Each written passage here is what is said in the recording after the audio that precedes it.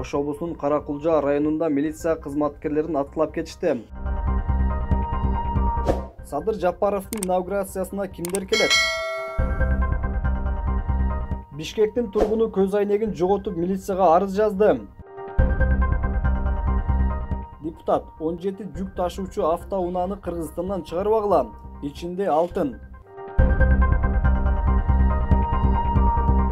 Депутаттарды чимкирик деп атаган Тилек Токтогазиевди эл өкүлү жемеге алды. Курсан Асановдун жубайы суракта эс учун жоготуп койду. Садыр Жапаровдун өкүл баласымын, жардамчысымын деп пара сурагандарды камагыла. Бул тууралуу облустук ички иштер башкармалыгы билдирди. Окуя бүгүн саат 1:00 болгон. Анда Каракулжа райондук милициясынын кызматкерлери автоунаасында отурганда бейтаныш киши кол салып, айнектин сыртынан ок чыгарган. Инспектордун эки далысынын ортосуна чачма октор тийген. Окуя болгон жерге ыкчам тергөө тобу барган. Райондук милициянын тергөөчүсү автоунаадан түшкөндө аны да бирөө далга аткан.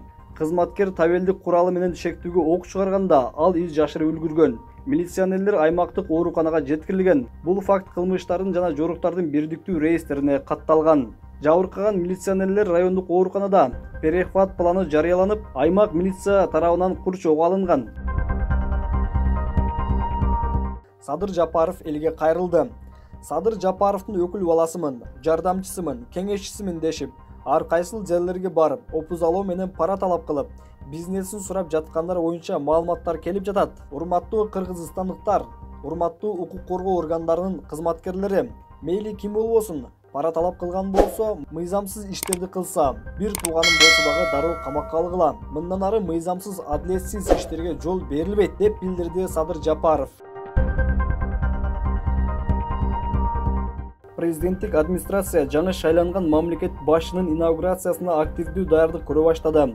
Алдын ала маалыматтар боюнча 21-28 январь аралыгында өтөрүн билдиришти. Так датасы дагы деле болсо талкууланып, бекитилген жок. Белгилүү болгондой, буга чейин Кыргызстандын өнөктөш мамлекеттеринин башчыларына чакыруу кагаздары жөнөтүлгөн. Маалымат булактары билдиргендей, Садыр Жапаровдун инаугурациясына Түркия Республикасынын президенти Режеп Тайып Эрдоган, Казакстандын биринчи президенти Нурсултан Назарбаев жана башка мамлекеттердин башчылары катышат деп күтүлүүдө. Жакын арада сыйлуу коноктордун тизмеси жарыяланары белгиленди. Бул тууралуу ал өзү билдирди. Бүгүн саат 10:30да KCB банкында Райбан фирмасынын көз айнегимди унутуп калыптырмын. Саат 11:40да кайра келип таппай калдым. Арыз жаздык, көз айнектин паспорту бар. Банктын коопсуздук кызматы видеону карап чыкты. Бирок видео 14 күндөн кийин гана чыгат. Сураныч: ким алган болсо кайтарып берсин. Сыйлык акысы берилет. Телефон номери 0555 99 99 32 деп жазган көз айнегин жоготкон Бишкек шаарынын тургуну.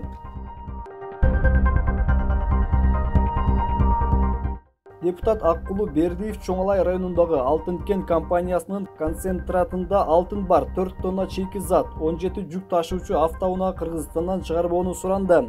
Бул тууралуу ал бүгүн 13 январда жогорку кеңештин жыйынында билдирди.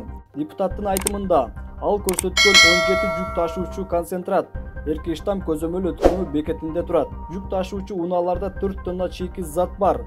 Ал буга чейин кармалган. Ал эми экономикалык кылмыштарга каршы күрөшүү мамлекеттик кызматы иш козгогон. Аларда жасалма документтер бар. Лицензиялар боек менен оңдолгон. Бул унааларда 4 тонна жүк бар. Мындай система уланууда. Бардыгы контрабандалык жол менен өтүп жатат. 2 унаа өтүп кетти деп жатышат. Аларды өлкөдөн чыгарып кетип жатышат. Эл үчүн эч кандай пайда жок, деди депутат.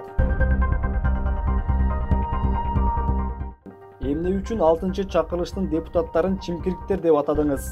Бул тууралуу Замирбек Эсенаманов 13 январда жогорку кеңештин айыл чарба жана мелиорация министри Тилек Токтогазиевден сурады. Сиздин курагыңызга жана тажрыйбасыз экендигиңизге карабастан, биз сизди министрлик кызматына бекиттик.